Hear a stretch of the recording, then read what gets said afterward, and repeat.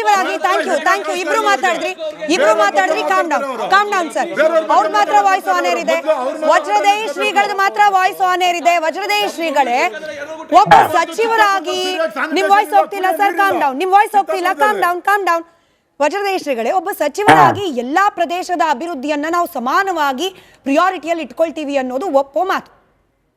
ಸಚಿವರಾಗಿ ಪ್ರಿಯಾಂಕ್ ಖರ್ಗೆ ಅವರು ನೋಡಿ ಕರಾವಳಿಯಲ್ಲಿ ಜನ ದುಡ್ಡು ಹಾಕ್ಲಿಕ್ಕೆ ಹೆದರ್ತಿದ್ದಾರೆ ಅಂತಂದ್ಬಿಟ್ರೆ ನಾಳೆ ದಿನ ದುಡ್ಡು ಹಾಕ್ಬೇಕು ಅಂತ ಯೋಚನೆ ಮಾಡೋರ್ಗೂ ಕೂಡ ಎರಡನೇ ಭಾವನೆ ಬರೋದಿಲ್ವೇ? ಪ್ರಶ್ನೆ. ವಿರೋಧ ಪಕ್ಷಕ್ಕೆ ಆಹಾರ ಅವರಾಗೆ ಕೊಟ್ಟಾಗೆ ಆಗೋದಿಲ್ವೇ?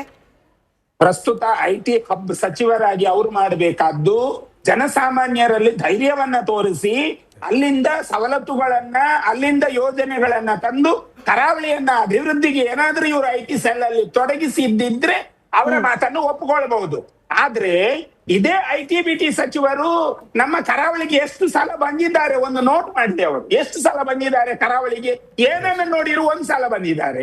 ಹಾಗಾಗಿ ಐಟಿ ಸೆಲ್ ಅನ್ನ ವೃದ್ಧಿ ಮಾಡಬೇಕು ಅಂತ ಸಾಮಾನ್ಯರು ತವಕಿಸ್ತಾ ಇರುವಾಗ ಕಾರ್ಪೊರೇಟ್ ವ್ಯವಸ್ಥೆಯ ನಿಯಮಗಳೇನಿದೆ ಅದನ್ನು ಕೇಂದ್ರ ಸರ್ಕಾರದ ಜೊತೆ ಸಂವಹನ ಮಾಡಿ ಅದನ್ನು ಇವರು ಸರಳೀಕರಣ ಮಾಡಬೇಕು. ಅದೇ ಕೆಲಸಗಳಾಗಿಲ್ಲ ಅಂತ ಐಟಿಗೆ ಮುನ್ನುಗ್ಗಿ ಬರುವವರು ಹೇಳ್ತಾ ಇದ್ದಾರೆ. ಹಾಗಾಗಿ ಇದು ಯಾರ ಫೇಲಿಯರು? ಹಾಗಾಗಿ ಈಗ ಅಲ್ಲಿ ಜೀನ್ಸ್ ಪ್ಯಾಂಟಿನ ಬಗ್ಗೆ ಚರ್ಚೆ ಮಾಡುವ ಅವಶ್ಯಕತೆ ಏನಿದೆ? ಕರಾವಳಿ ತುಂಬಾ ಸಮೃದ್ಧಿಯ ನಾಡು. ಇಲ್ಲಿ ಇರುವಷ್ಟು ಇವರಿಗೆ ಹೋಗುವಂತ ಅನುದಾನಗಳು ನಮ್ಮ ಮಾತೆಯಲ್ಲಿ ಅಲ್ಲಿನ ಹೆಣ್ಣು ಮಕ್ಕಳು ತಮ್ಗೆ ಇಷ್ಟ ಬಂದ ಬಟ್ಟೆ ಧರಿಸಬಹುದಾ ಧರಿಸಬಾರ್ದ?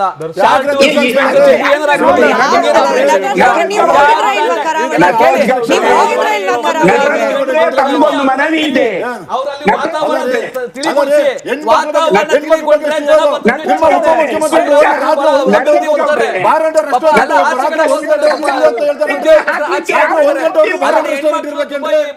ರಾಜ್ಯದ ಯುವಕರನ್ನ ಕುಡುಕರು ಮಾಡ್ಬೇಕಂತ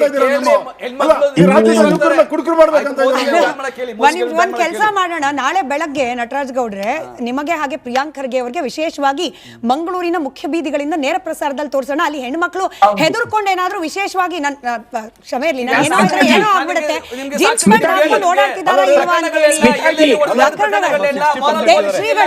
ಶ್ರೀಗಳು ಸ್ವಾಮೀಜಿ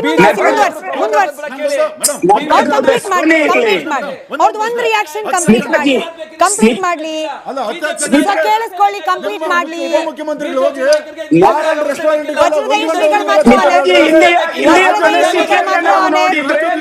ಥ್ಯಾಂಕ್ ಯು ಕೇಳಿಸ್ಕೊಳ್ಳಿ ಇವಾಗ ನಟರಾಜ್ ಗೌಡ್ರೆ ಟೇಕನ್ ಕೇಳಿಸ್ಕೊಳ್ಳಿ. ವಾಯ್ಸ್ ಹೋಗ್ತಾ ಇಲ್ಲ ಇಬ್ರದು ವಾಯ್ಸ್ ಹೋಗ್ತಾ ಇಲ್ಲ. ವಜ್ರದೇಹಿ ಶ್ರೀಗಳು ಮುಂದುವರಿಸಿ. ಶ್ರೀಗಳು, ಪ್ರಸ್ತುತವಾದಂತಹ ವ್ಯವಸ್ಥೆಯಲ್ಲಿ ಪ್ರವಾಸೋದ್ಯಮದಲ್ಲಿ ಅತ್ಯಂತ ಹೆಚ್ಚು ಜನಾಕರ್ಷಣೆಯನ್ನು ಹೊಂದಿರುವಂತಹ ಕ್ಷೇತ್ರ ಯಾವ್ದಾದ್ರೂ ಇದ್ರೆ ಅದು ಕರಾವಳಿ. ಇವತ್ತು ನೀವು ನಮ್ಮ ಬೀಚ್ಗಳನ್ನ ನೋಡಿ, 4-6 ಬೀಚುಗಳಿದ್ದಾವೆ. ಆ ಬೀಚುಗಳಲ್ಲೆಲ್ಲ ಜನ ರಾಜಕೋಶವಾಗಿ ತಿರುಗಾಡ್ತಾ ಇದ್ದಾರೆ. ಅದರಲ್ಲಿ ಎಲ್ಲೂ ಇವರು ಹೇಳಿದ ಹಾಗೆ ಆ ಬಟ್ಟೆ ಹಾಕಬಾರ್ದು ಈ ಬಟ್ಟೆ ಹಾಕಬಾರ್ದು ಎನ್ನುವ ವಿಷಯಗಳಲ್ಲಿ ಅಲ್ಲಿ ಬಟ್ಟೆ ಹಾಕೊಂಡು ಹೋಗ್ತಾರೆ. ಚೈನೀಸ್ ಬರ್ತಾರೆ, ಜಪಾನೀಸ್ ಬರ್ತಾರೆ, ಅವರೆಲ್ಲ ಬಂದು ತಿರುಗಾಡ್ತಾರೆ. ಹಾಗಾಗಿ ಅದನ್ನೆಲ್ಲ ನಾವು ಪ್ರಶ್ನೆ ಮಾಡಬಾರ್ದು. ಯಾಕೆ ಪ್ರಶ್ನೆ ಮಾಡಬಾರ್ದು ಅಂದ್ರೆ ನಮ್ಗೆ ಅಭಿವೃದ್ಧಿ ಬೇಕು ಅಂತಲ್ವಾ ನಾವು ಹೆಣಗಾಡುವುದು. ಈ ಅಭಿವೃದ್ಧಿಯ ಸ್ಥಿತಿಯಲ್ಲಿ ಸರ್ಕಾರ ನಿಂತು ಮಾತಾಡಬೇಕು. ಸನ್ಮಾನ್ಯ ನಟರಾಜ್ ಗೌಡ್ರಲ್ಲಿ ನಮ್ಮ ಆಕ್ಷೇಪ ಏನು ಅಂತಂದ್ರೆ ಬಟ್ಟೆ ವಿಷಯದಲ್ಲಿ ನಮ್ಗೆ ಚರ್ಚೆ ಬೇಡ. ನೀವ್ ಹೇಳಿದ್ರಿ ಸ್ವೇಚ್ಛಾಚಾರದ ಬಟ್ಟೆ ಹಾಕಬಹುದಾ? ಮನೆಯಲ್ಲಿ ಹಾಕ್ಲಿಕ್ಕೆ ಹಿಂಜರಿಯುತ್ತಾರೆ ಸ್ವೇಚ್ಛಾಚಾರದ ಬಟ್ಟೆ. ಇವತ್ತು ಅಷ್ಟು ಜಾಗೃತವಾಗಿದೆ ಸಮಾಜ. ಜಾಗೃತವಾಗಿರುವಾಗ ನಾವು ಅವರನ್ನ ಅಣಕಿಸಿ ಮಾತಾಡುವುದು ಅಷ್ಟು ಒಳ್ಳೇದಲ್ಲ ಅಂತ ನಮ್ಗೆ ಅನ್ನಿಸ್ತದೆ. ಯಾಕೆ ಗೊತ್ತಾ, ಭಾರತೀಯ ಸಂಸ್ಕೃತಿ ಏನಿದೆಯಲ್ಲ, ಒಂದು ತಾಯಿ ಸೀರೆಯನ್ನ ಉಟ್ಟು ಅವಳು ಹೋದ್ರೆ ಅವಳಿಗೆ ಕೈ ಮುಗಿಯುವ ಜನ ನಮ್ಮ ಕರಾವಳಿಯಲ್ಲಿ ಇರೋದು. ಹಾಗಾಗಿ ಆ ರೀತಿಯ ಮಾತುಗಳು ಬೇಡ. ಹುಡ್ಕೊಂಡೋಗಿ ಹೊಡಿತಾರೆ ಅನ್ನೋದು ಕೂಡ ಅಲ್ಲೋ ಇಲ್ಲೋ ಪ್ರಕರಣ ಆಗಿರ್ಬಹುದು. ನಾನು ಇಲ್ಲ ಅಂತ ಹೇಳ್ತಾ ಇಲ್ಲ. ಬಟ್ ಶ್ರೀಗಳು ಈಗ ಮಾರಲ್ ಪೊಲೀಸಿಂಗ್ ನಡೀತಿಲ್ಲ. ನಿಮ್ಮದೇ ಸರ್ಕಾರ ಪೊಲೀಸ್ ಇಲಾಖೆ ಗಟ್ಟಿ ಮಾಡಿದೆ. ಹಾಗಾಗೂ ಕೂಡ ಇನ್ವೆಸ್ಟ್ಮೆಂಟ್ ಬರ್ತಿಲ್ಲ ಅಂದ್ರೆ ಪ್ರಶ್ನೆ ಯಾರು ಕೇಳಬೇಕಾಗಿದೆ? ಕಲಬುರ್ಗಿ ವಾಪಸ್ ಬರ್ತಾ ದೇವರಾಜ್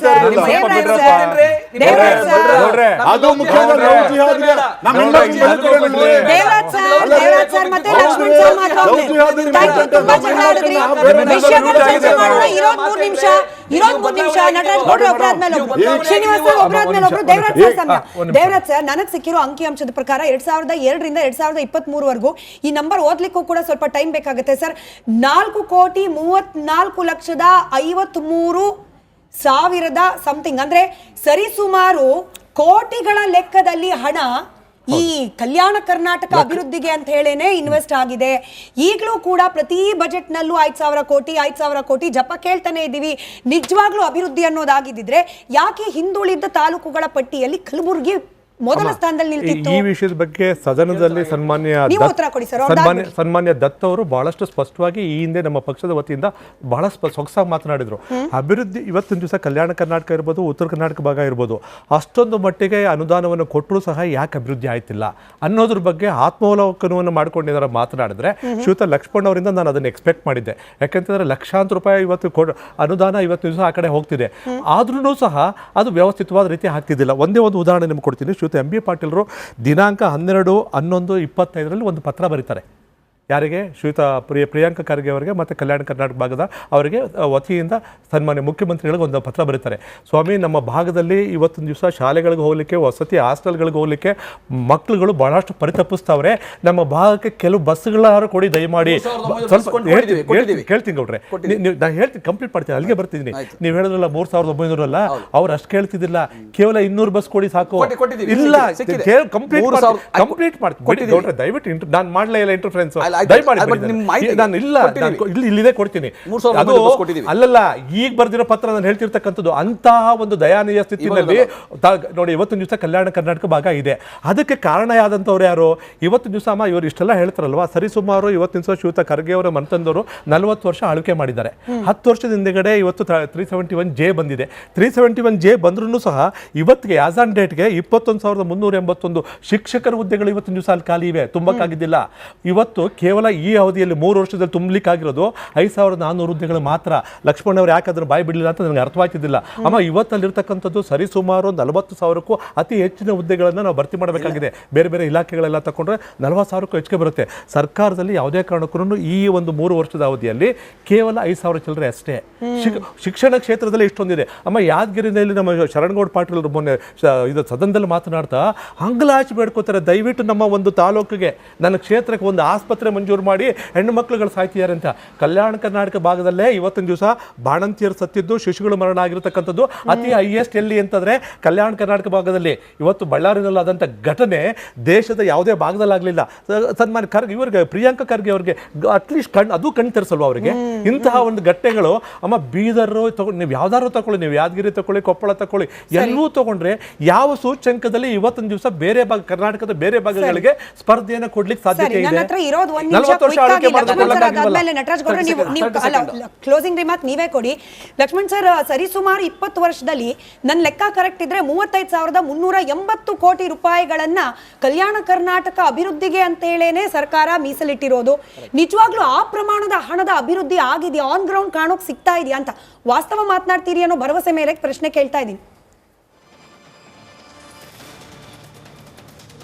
ಮೇಡಮ್ ಅವರೇ, ನಾನು ಯಾವ ಪಕ್ಷದ ವಕ್ತಾರಲ್ಲ, ಕಲ್ಯಾಣ ಕರ್ನಾಟಕ ಅಭಿವೃದ್ಧಿ ಪರ ವಕ್ತಾರನಾಗಿ ಮಾತಾಡ್ತಾ ಇದ್ದೀನಿ. 371J ಕಲಂ ಜಾರಿಗೆ ಬಂದಿದ್ದು 2013. 2013ರಲ್ಲಿ ಖಮರುಲ್ ಇಸ್ಲಾಂ ಅವರು ಕಲ್ಯಾಣ ಕರ್ನಾಟಕ ಪ್ರದೇಶ ಅಭಿವೃದ್ಧಿ ಮಂಡಳಿ ಅಧ್ಯಕ್ಷರಿದ್ದರು. ಫಸ್ಟಿಗೆ 150 ಕೋಟಿಯಿಂದ ಸ್ಟಾರ್ಟ್ ಆಗಿ 300 ಕೋಟಿ, 500 ಕೋಟಿ, ನಂತರ ಏನಾದ್ರೆ 1000 ಕೋಟಿ, 1500 ಕೋಟಿ, ಈ ರೀತಿಯಾಗಿ ಈಗ 5,000 ಕೋಟಿ ಮುಟ್ಟ್ಯದ. 5,000 ಕೋಟಿಯಲ್ಲಿ ಉದಾಹರಣೆಗಾಗಿ ನಾನು ಹೇಳ್ತೀನಿ, BJP ಯಡಿಯೂರಪ್ಪ ಅವರು ಮುಖ್ಯಮಂತ್ರಿ ಇದ್ದಾಗ 5,000 ಕೋಟಿ ಮಂಜೂರು ಮಾಡಿದ್ರೆ ಅದ್ರಾಗ 2,600 ಕೋಟಿ ಬ್ಯಾಲೆನ್ಸ್ ಇತ್ತು, ಖರ್ಚು ಮಾಡ್ಕೊಂಡಿಲ್ಲ. ಯಾಕಿದು ಆಗ್ತಾ ಇದೆ ಅಂದ್ರೆ ಒಂದು 5-10 ವರ್ಷದ್ದು ವೈಜ್ಞಾನಿಕ ಕ್ರಿಯಾ ಯೋಜನೆ ರಾಜ್ಯ ಸರ್ಕಾರ ಮಾಡ್ತಾ ಇಲ್ಲ. ನೀರಾವರಿ, ಕೈಗಾರಿಕೆ, ರಸ್ತೆ, ಸಾರಿಗೆ, ಶಿಕ್ಷಣ ಎಲ್ಲಾ ಕ್ಷೇತ್ರದ ಅಭಿವೃದ್ಧಿಗೆ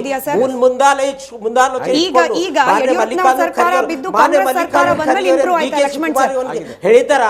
ಅದೇ ಪ್ರಕಾರ ನಾ ಹೇಳ್ತಾ ಇದ್ದೀನಿ, ನಮಗ ದೂರದೃಷ್ಟಿಕೋನದ್ದು ವೈಜ್ಞಾನಿಕ ಕ್ರಿಯಾಯೋಜನೆ ಒಂದ್ ವೇಳೆ ಮಾಡಿದ್ದೀವಿ ಅಂದ್ರ ಅದ್ರ ಪ್ರಕಾರ ನಾವೇನಾರ 5 ವರ್ಷನೋ 10 ವರ್ಷನೋ ನಾವು ಆ ಒಂದು ಅವಧಿಯಲ್ಲಿ ಮೈಸೂರು ಬೆಂಗಳೂರು ಮಟ್ಟಕ್ಕೆ ನಾವು ಅಭಿವೃದ್ಧಿ ಆಗ್ತೀವಿ.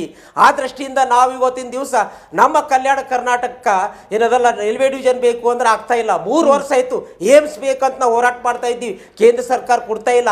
ರೈಲ್ವೆ ಪಾರ್ಟ್ಸ್ ಫ್ಯಾಕ್ಟರಿ ಯಾದಗಿರಿನಲ್ಲಿ ಆಗಬೇಕು ಅಂತ section helicopter factory helicopter parts